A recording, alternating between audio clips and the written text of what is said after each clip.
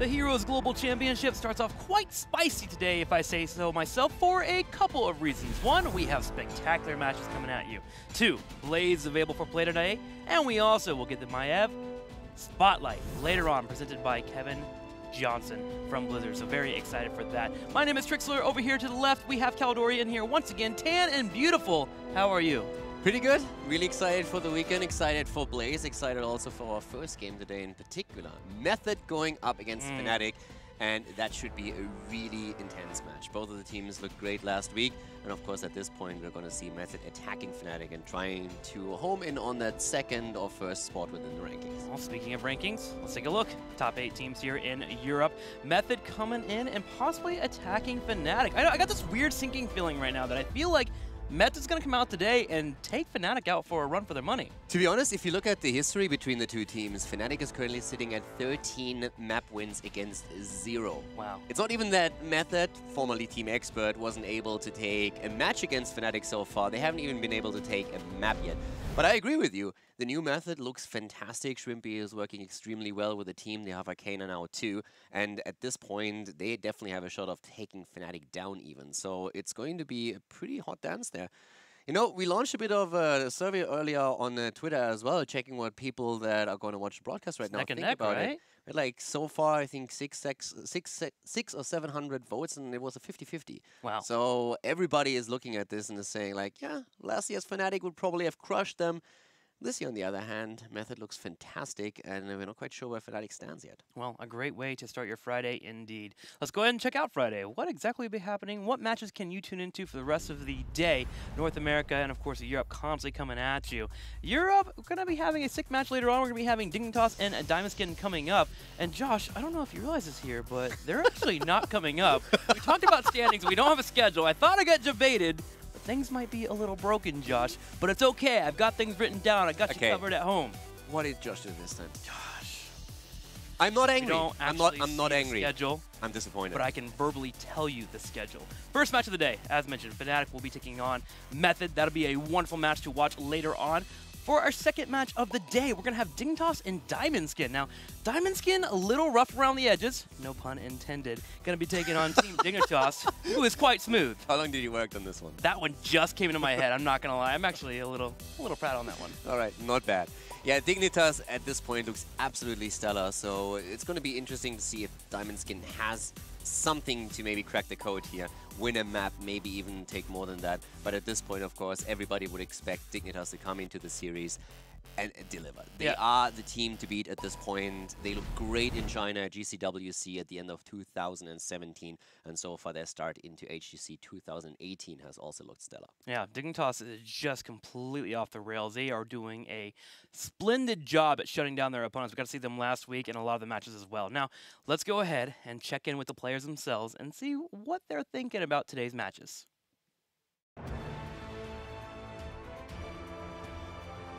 I don't know, parting ways with Fnatic, not a lot of harsh feelings or, you know, bad blood.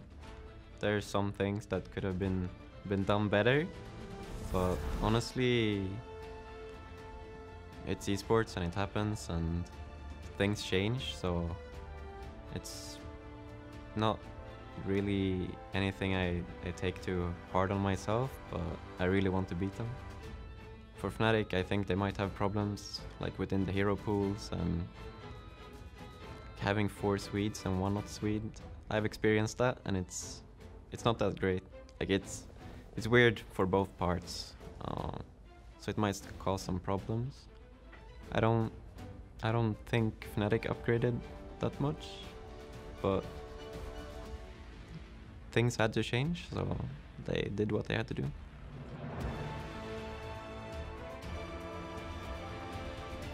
I think Method is really hard to determine. Like either they're gonna be top 4 for sure, or they're gonna struggle a lot.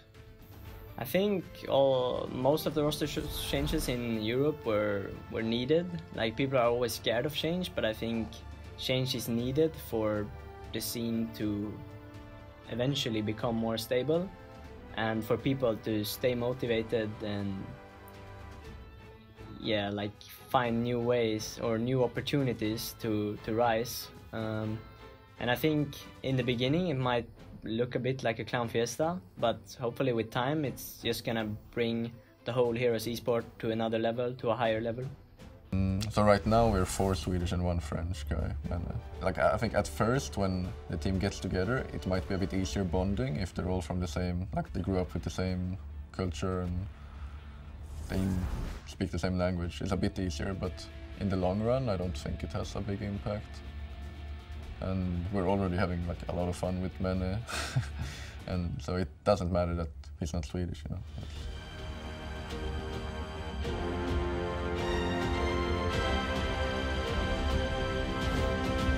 Term Clown Fiesta being used by Quatnix, which is interesting because, yes, we saw them last Sunday, and I would say there were some thoughts of, okay, maybe not quite gelling yet. I think Clown Fiesta may be a little bit too far, but them, they expect perfection. They want the execution to come in and be flawless, and we didn't see that last Sunday, so I'm actually very curious to see where this team will end up. Yeah, it's definitely true. There were a few communication problems that they had, especially stacking cooldowns on top of another, and that, of course, could have been punished by other teams. In this case, Leftovers were not quite able to exploit those weaknesses, but it's still something Fnatic has to work on. It's also interesting how they're talking about communication. I've been sitting on quite a lot of the scrims, and from that perspective, communication isn't really an issue. But it's interesting what Shrimpy said, because it's something that goes back into 2015 when we already had a team house, and back then Mene was also in a setup with 4 Swedes. And it's actually something that worried them at the beginning a bit when they talked about the new lineup. Sure. And, where Mene just said, listen, this is 2 years back, a lot of the guys that were just absolutely inexperienced. There were kids as well. Since then, the scene has grown. People take this way more professionally and have grown as individuals, as well as the way that they approach being a professional gamer. So he didn't expect any problems to be there.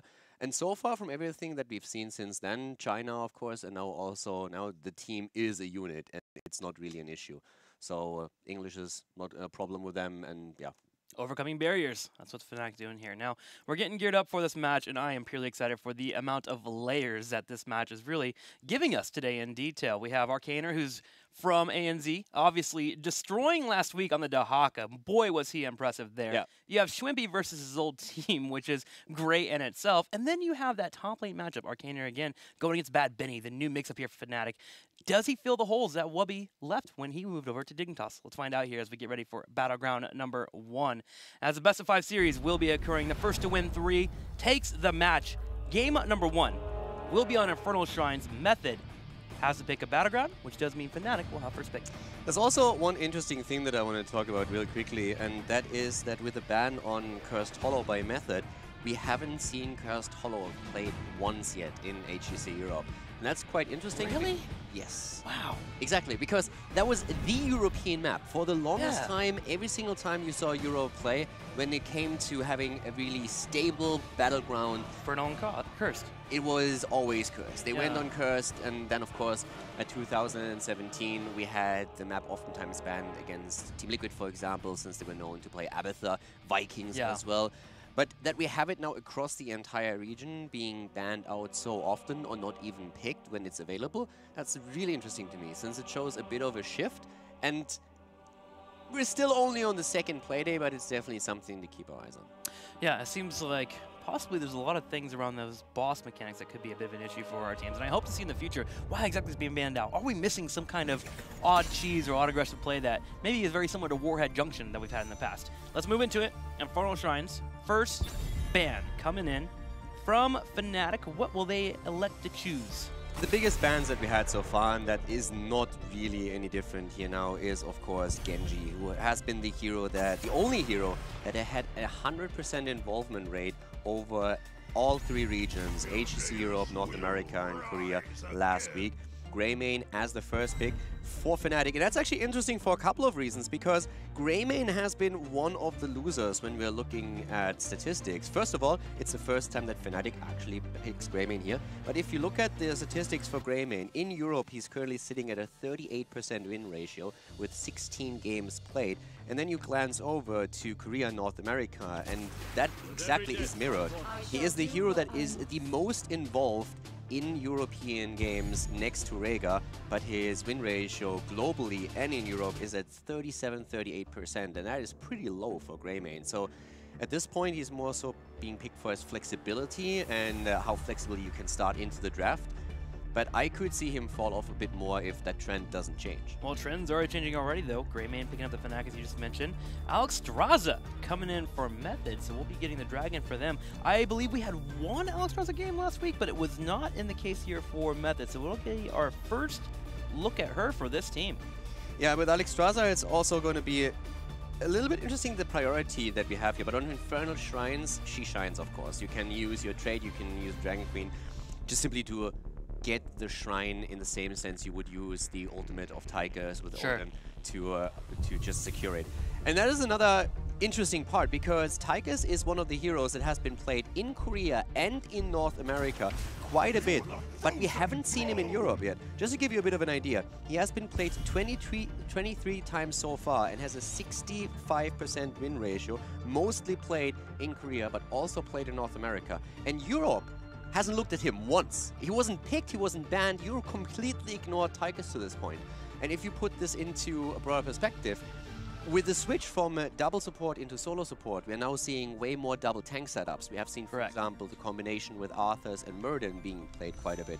So that's something where all of a sudden Tigers looks a lot more appealing to many of these teams. But in Europe, we haven't seen Tigers yet, and I would not be surprised to see Tigers being picked this weekend. I feel like he's going to definitely have a resurgence, especially with the Malthael Beyonds constantly coming out against the double tank that you mentioned.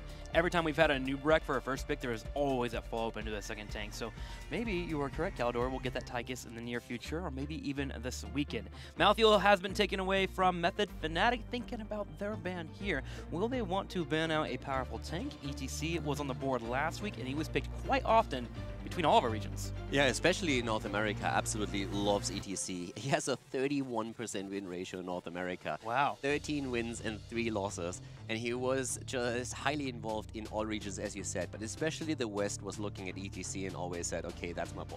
And he really delivered. ETC had so many great plays. We saw Breeze and Fnatic use him a couple of times, but all the other teams as well. So ETC, definitely a very high priority tank together with Arthas. But the pick on Anubarak is also pretty cool, because especially Korea has an insane involvement rate when it comes to Anubarak, and North America and Europe have not really put that much work into him. So in Korea he has a 78% win ratio, whereas in Europe and in NA he sits below 40. So it really shows you that the Korean meta is very different at this point, and is highlighting like very specific picks to an extreme extent, whereas Europe and North America haven't really picked up on those yet. Well, the Dahaka has been banned out, and as mentioned, we had Arcaner playing him often last week, getting the first ban against Method here in our second week of HGC. Now, I was kind of curious what would be the correct follow-up right away for our Arcaner, and it wound up being Leoric, and they instant picked him too. They were ready with that pickup, grabbing him as a third, and then Diablo as our fourth. So we will be having Diablo as your main tank here for Method. And Diablo is something we have seen from Fnatic thus far, and they're usually the team that is known to play some Diablo whenever they can, since Breeze has pretty huge affinity for the hero and he's extremely good at it. But in this case, it's Method who counterplays Diablo against them. Do we get the ETC here for Fnatic? That's actually one of the interesting things now. Normally when you see the setup, Breeze loves to play Anubarak, and in the old Fnatic he oftentimes had to share that role with Wooby, who went onto Anub. With this setup, I would rather see Breeze on Anubarak, and then for me it would be the question, what does Benny play here? Sure. So do we see Benny maybe on a Sonya, given that Leoric and Dehaka are already taken away? There's still Blaze to consider too, though. We have seen Blaze only once today in 6 games that were played in Korea, and in that game he was successful. But it is Sonya over Blaze, and we have Medivh for Quacknix. It's a bit of a game changer here. Medivh once again from Quacknix got it in week 1, and we're getting it in week number 2. Will they have the coordination that we're expecting from them? Last week is where we saw that falter, the leyline seals, cocoons coming out, really messing up each other when it comes to their overlaps and heroics. So see if they've cleaned it up a little bit this week in scrims. Method will need their 5th pickup, and they're going to move straight into a Karazim. So double support, double tank, Hanzo solo damage. Yeah, the double support is interesting from their part, but what I really like is that Karazim, when he is played, is usually played with a lot more aggression that we had before. We have seen one of the games where Fnatic also chose to play Karazim, and that was Quacknix on the hero on Battlefield of Eternity. And Battlefield is currently the map where we see the most double support. Double support isn't dead completely. It's still one of those compositions you can play, but it depends highly on the situation and also on the map. And on Battlefield of Eternity in particular, you have these standoffs in the middle and those sustained battles where double support helps you.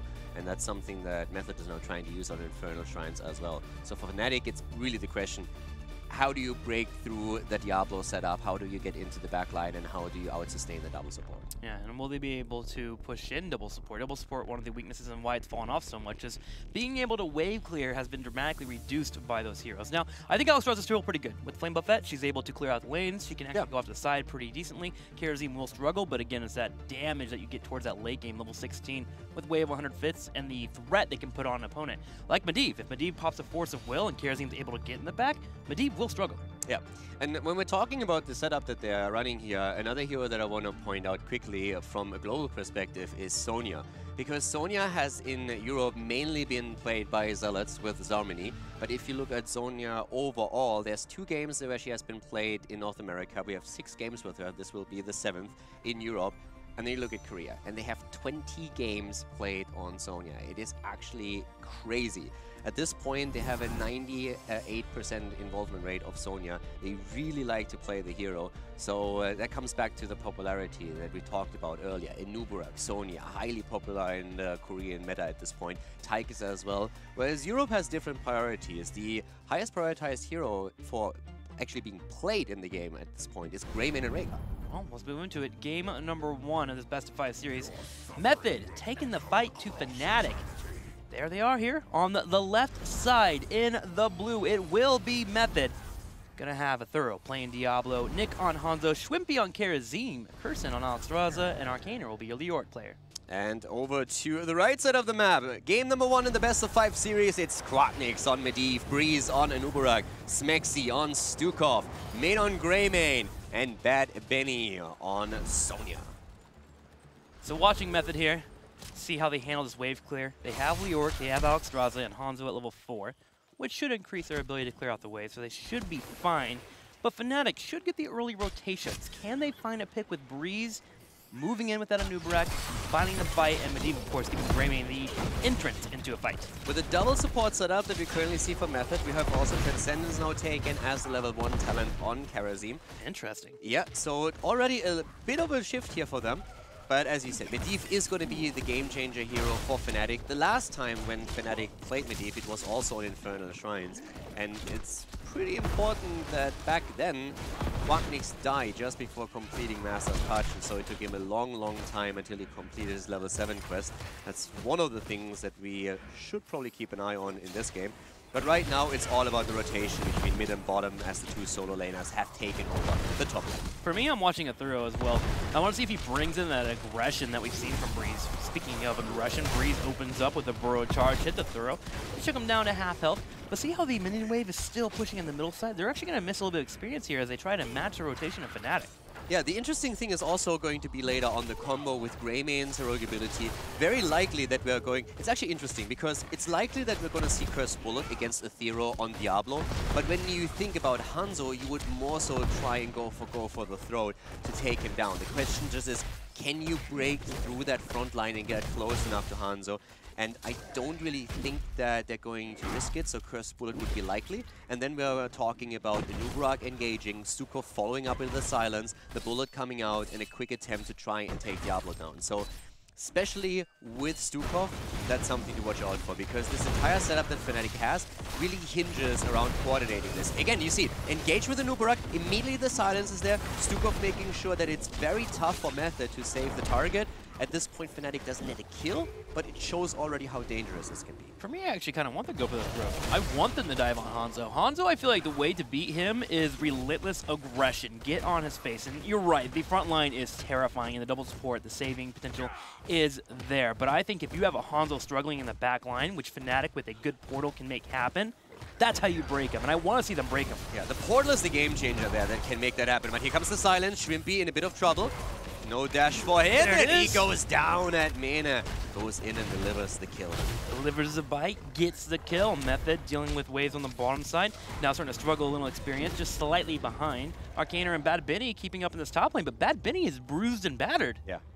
You know, the one argument actually against the portal play that you mentioned, which is definitely an option for them, would be that if the portal comes through and Greymane tries to engage on Hanzo, Diablo, all he has to do is charge in, slamming him around, and that should buy enough time for Hanzo to get out. So there's definitely two sides of how you can look at this potential team fight, and that's a cool thing. We're going to find out on 10 what exactly they're going to try and do, who they're going to focus here. 4 levels away from that 10. Anubarak is actually the split pusher for Fnatic, sitting in the middle and the bottom side, keeping up an experience. We'll have to come and help out soon, as Method are bringing resources to the top to burn out this Shrine phase. A total of 21-5, while Bad Bunny takes a punch to the face. The portal comes out, keeps him alive. Yeah, is able to move away for now, so far good job by Fnatic, taking the lead in the minions, trying to move in. Alexstrasza with a Circle of Life and Surge of Vitality now claimed on level 1 and 4. So of course also talents that work well with Diablo, we're going to talk about that later. For now, there's the Dragon Queen dropped by Curse, as we said before, that's one of the tools you have to secure the objective for yourself on Inferno Shrines. There's still a duration about half the time, almost done here, dropping down some heals as well. Bad Bunny goes in for some harassment on the backside, they have to be careful. Finally, Curson will follow that dragon form, and Fnatic will intend to engage. But the issue here, Method has already won the Shrine. Yeah, Method has taken the Shrine, Fnatic on their way back now. And this all comes down to Dragon Queen being used by Alexstrasza, so definitely something where Method just has a bit of an edge when it comes to the Shrine fights themselves. So that could really be annoying in the late game if Fnatic doesn't take a bit of an edge here. Method has taken the lead in experience, which translates into an extra talent for them. Yeah, they're going to get some more too. Arcadia coming to the bottom side. Level talent 4, Neo Peasants, making it much easier for him to push in. Fnatic hurting here. But this is something that we've seen in the past from Fnatic. It's almost an identity for them. They seem to fall slightly behind in the early game, but rely upon their execution and the mid game to get them ahead. That's where our question mark is floating around. Have they worked on the execution that we've expected from Fnatic in 2017 that we missed out on last Sunday?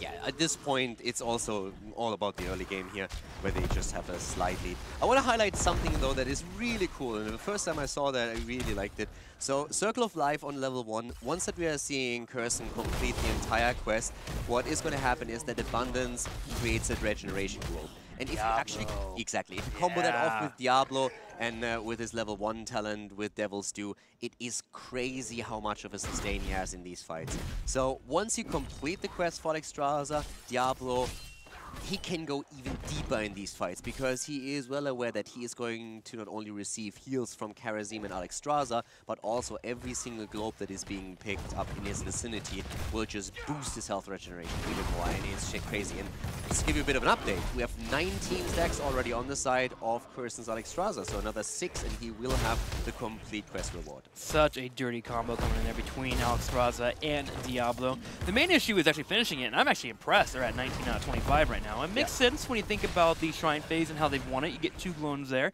Typically, the only time I actually see that picked up is on Brax's Holdout because he can control the region globe on the bottom side.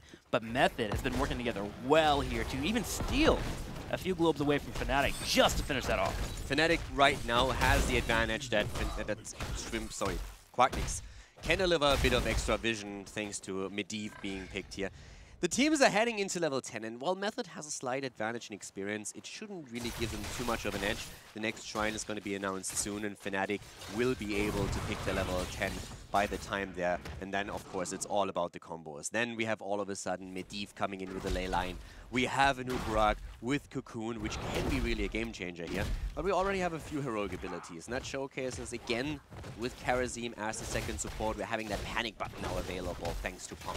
Divine Palm makes it harder for that Greymane dive we were talking about earlier to even pop off, even if Diablo didn't grab Greymane. So it's Cursed Bullet, as you called. We're going to go for the hopeful blow up on one of the tanks in the front line. Leoric is a fine target, but Diablo would be wonderful. Yeah, exactly. With Diablo, the biggest problem is once that he has his 100 souls, he is insanely tanky. So if you can manage to take him down a few times during these fights, you take a lot of the pressure away here. But for now, Arcana was the main target. Aethero jumping in, trying to go for Breeze. Breeze already a bit low, able to move away, but Leyline had to be popped by Quacknix on Medivh to make sure that Anubarak could walk out. And that was well played by Aethero. He waited for the the Force of Will to get used by a Nubarak and the Burrow Charge. Once both abilities were actually used, he went in for the engage, and that forced the ley line, as you mentioned. And now Method can move over here and start working on the Shrine. Karazim is in trouble. A web on the bottom. Yeah, they're trying to set it up so that they can take him down here. They will give up Palm. Shrine, but they're going straight for it. Here's the Palm.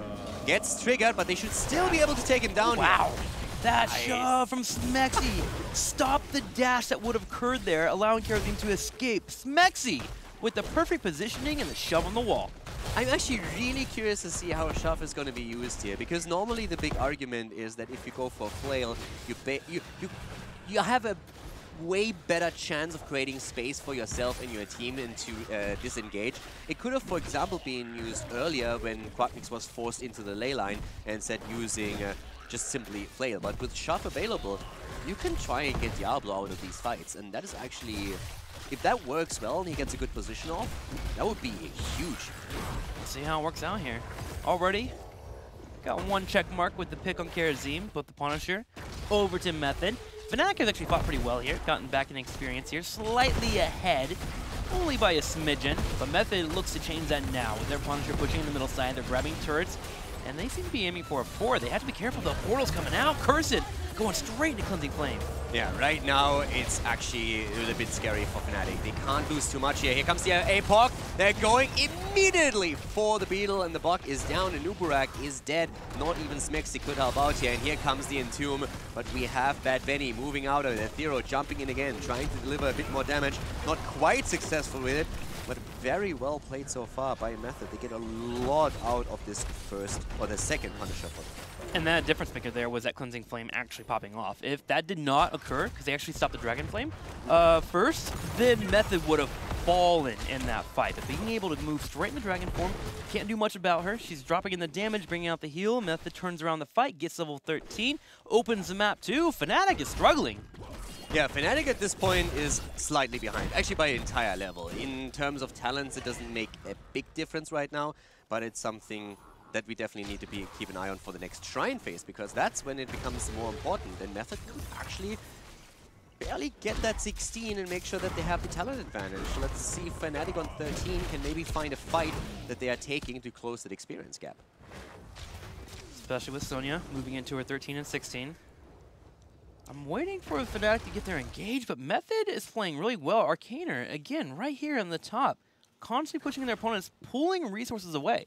And I have to also say that so far Alexstrasza is working really well for Method. We had her played once so far in HGC Europe this year, and that was by leftovers, and she lost that game. So currently Alexstrasza is sitting at a 0% win ratio. That could definitely change here if Method keeps it up, because Fnatic is definitely having a bit of a rough time currently against their opponent.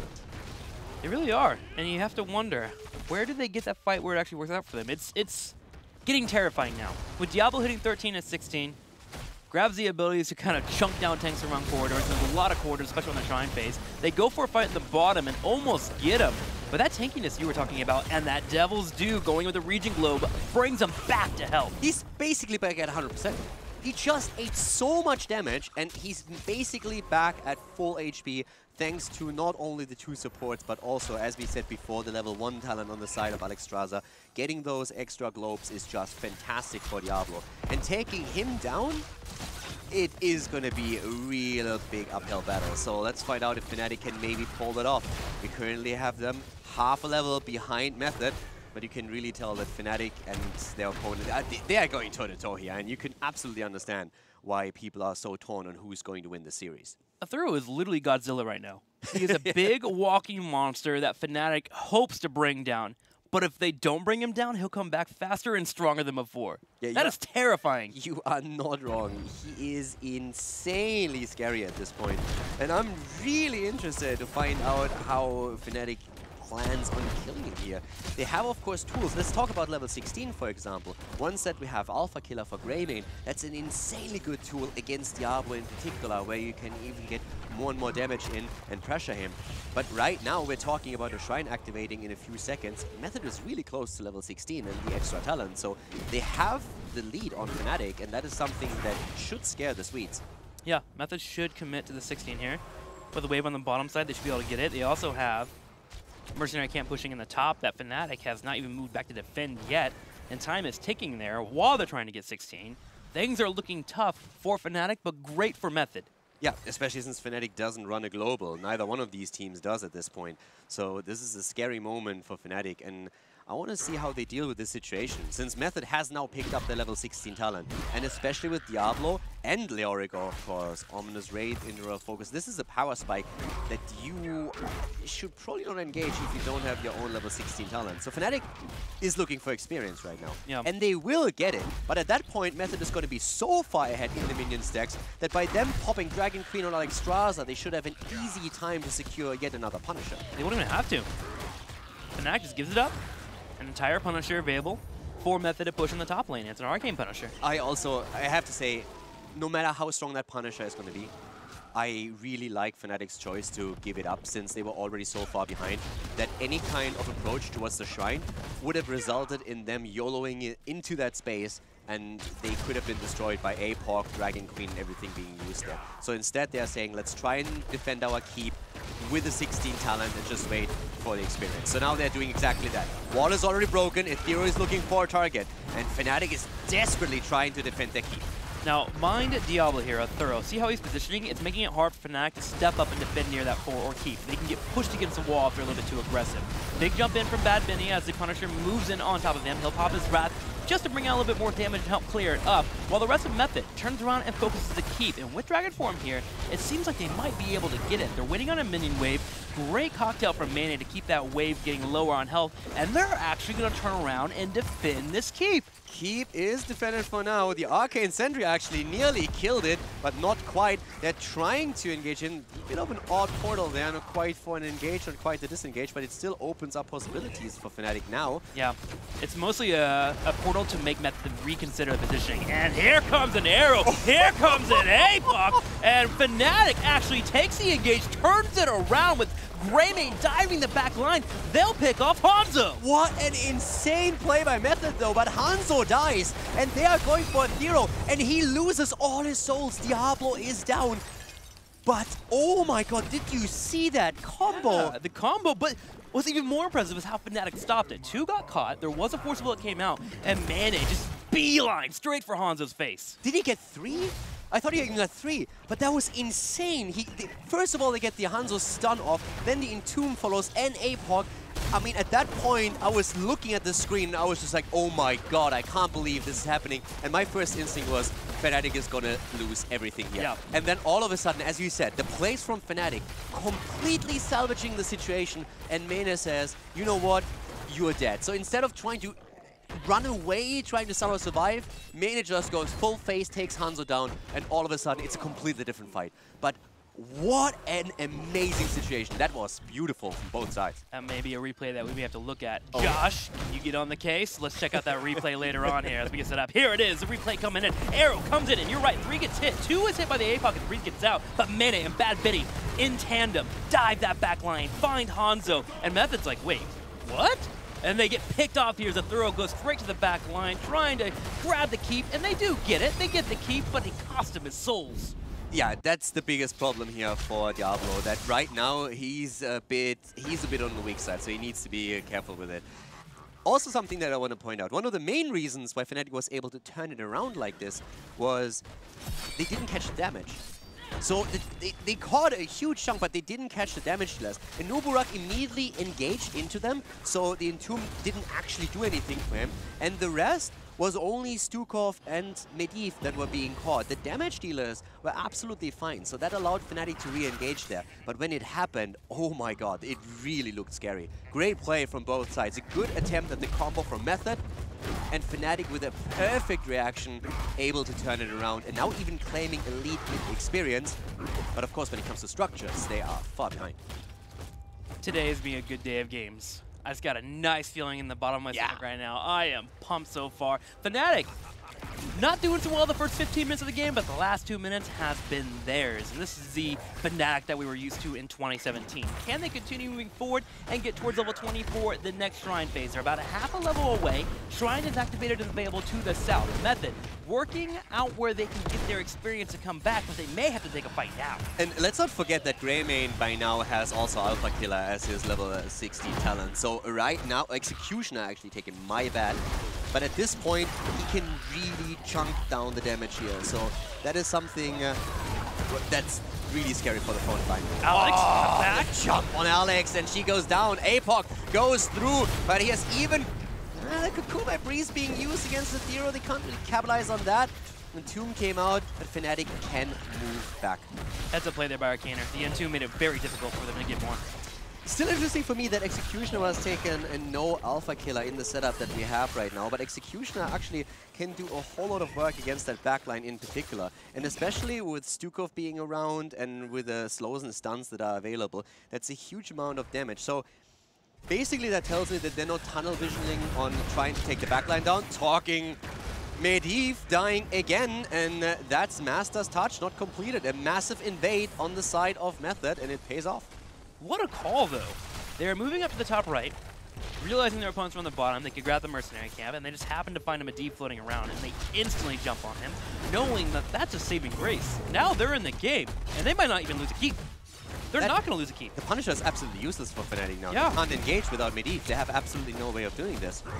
So I've been talking about the talent, and again, for Greymane, it just shows that they are not tunnel visioning on the front line and killing Diablo. They want to have the major damage output against the backline as well. So a bit of an adaptation. But as you said, the call we just saw from Method was fantastic, and with that move and it working out, they accomplished two major things. The Punisher was useless, and Master's Touch got reset again. Quacknix has a really tough time on Medivh completing his level 7. It's a tug of war between these teams. It's the second time now in his second game as Medivh where he gets killed before he completes it. Well, Method, in a situation where they're on the back foot, now take a step forward and are ahead of their opponents thanks to that keep they grabbed earlier on the top right with Catapults pushing in. If they can control the waves to move to the next Shrine, they should have a slight advantage, but Fnatic is willing to fight back. Yeah, and now we have a few things that, of course, change the entire setup here. And what I'm mainly talking about is that right now we are having level 20 talents. That also means that when we look at Leoric, we have, in addition to Entomb, Buried Alive now. And that is the Silence. And that's the one thing that really scares me a bit for Fnatic, because one of the saving graces in the last setup was that Breeze could move out of the Entomb. So if a combo like this is being hit again, initiating with the Hanzo arrow, getting the stun in, then the Entomb, then all the targets are silenced as well, and that could be the entire... That could make all the difference between the previous engagement where Fnatic was able to turn it around and a fight where Method demolishes them with a good combination. See how Arcaner can get that Entomb. Diablo engaged upon a Thorough, gets chunked down, only having a couple movers near him, and he is dead. He didn't have the souls to actually come back, and he's gone for 59 seconds. That was a huge kill here. Huge kill by Fnatic, and it forces Dragon Queen by Curson. They're defending at the bot lane right now, and Curson is trying to, the Dragon Queen, keeping them at bay for as long as he can. But Fnatic, they want to go for at least a keep here. They're saying we need to do something, and Leoric is pretty far out. If they can jump on him, that would be great. Portal is already out, jumping in and out, looking to see if they have maybe something they can pull off for here, but they wait for the next minion wave. Yeah, they're waiting for their wave to come on in. They do have Breeze that can spawn beetles to help out with the keep aggro, but chunking this down will be a difficult task if Method can continue to clear out the waves behind them. Yeah, once again, we have Leoric moving in, trying to reduce the damage. Keep in mind that Diablo is going to be back fairly soon. A kill would be all that Fnatic needs right now, and they're trying to get it, and they do against Leoric. Just as Diablo is about to respawn, they go for the keep first of all, but Fnatic is already looking to potentially go for core. Looking for another engage. Wimpy is safe and near Nick, so he's just fine, and Nick could also jump out thanks to his ability to jump away. Yeah. So they decide not to hop on. 35 seconds till Leo's back, looking for that trait value. Nick dodging the leyline seal.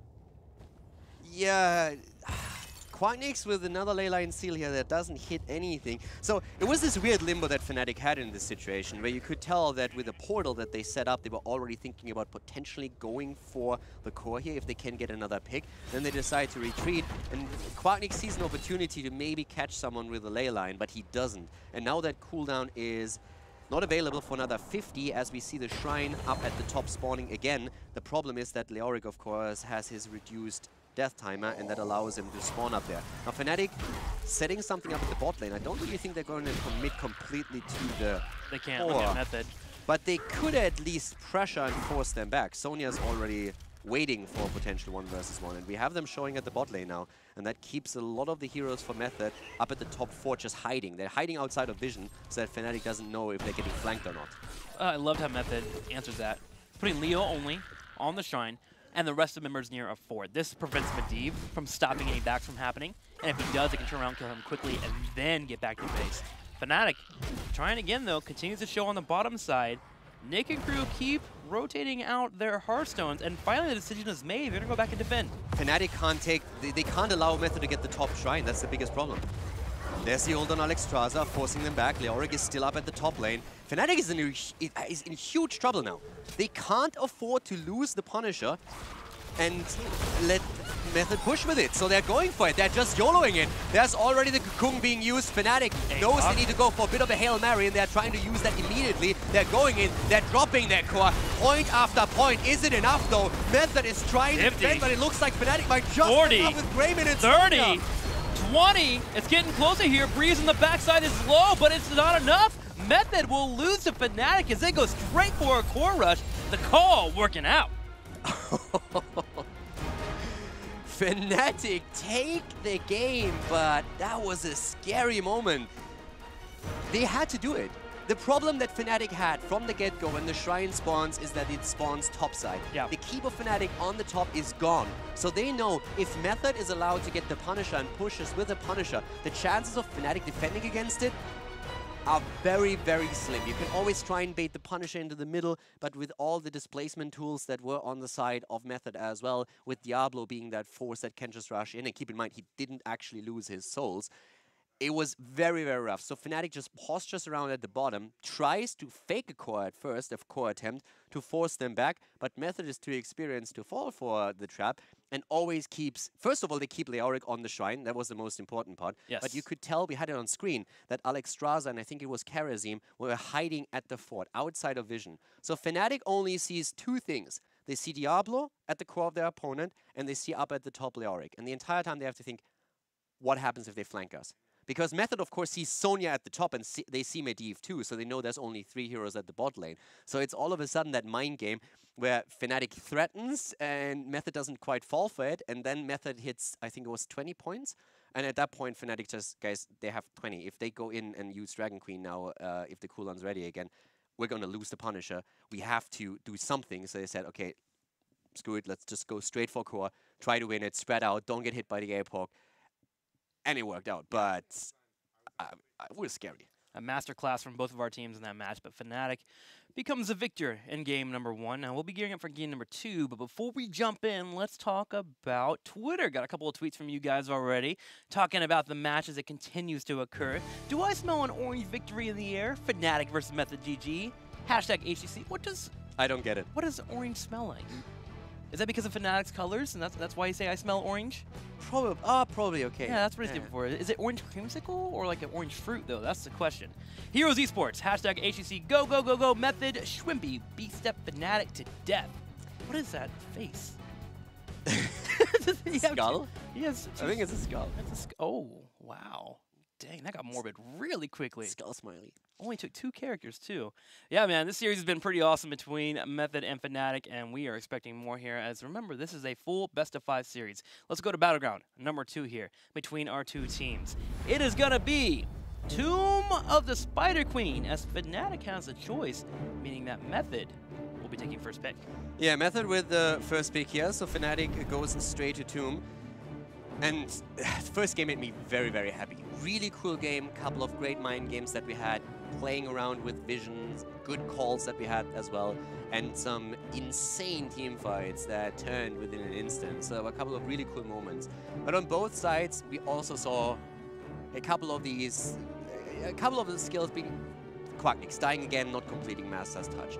a ley line seal that didn't really work out for him, burning a big cooldown that they actually needed to even contest the top shrine. Sure. It came in later on again, so they could use it for the move onto the core. But there's definitely a couple of things where we still see weaknesses on both sides. And to be honest, this is a game that Method could have taken. Yeah. They looked very strong there, so I'm super happy about game number 1. I really want to see if that translates into the entire series now. But as is, Fnatic has taken the lead. Well, we have seen Method on this battleground. We saw it last week with Stitches being at the forefront of the play for Method, which makes me very excited. Every time he comes out to play, it's always exciting to watch.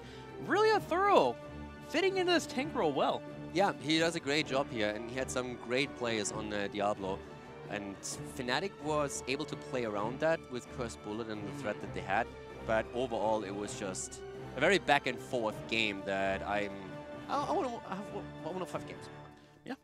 Also going to keep an eye on Arcaner. I actually kind of felt like Arcaner, I know it's Leo versus Sonya, but he kind of outlaned Bad Benny when it came to controlling the battleground. He bullied him out a few times as well. And granted, if Sonya engages a little bit too hard, usually Leo can take that. But it's still kind of exciting to watch Arcaner come into Europe and be a dominant force in his first 2 debuts. Yeah, he definitely has a great showing so far. And he did everything that you could expect from him on Leoric.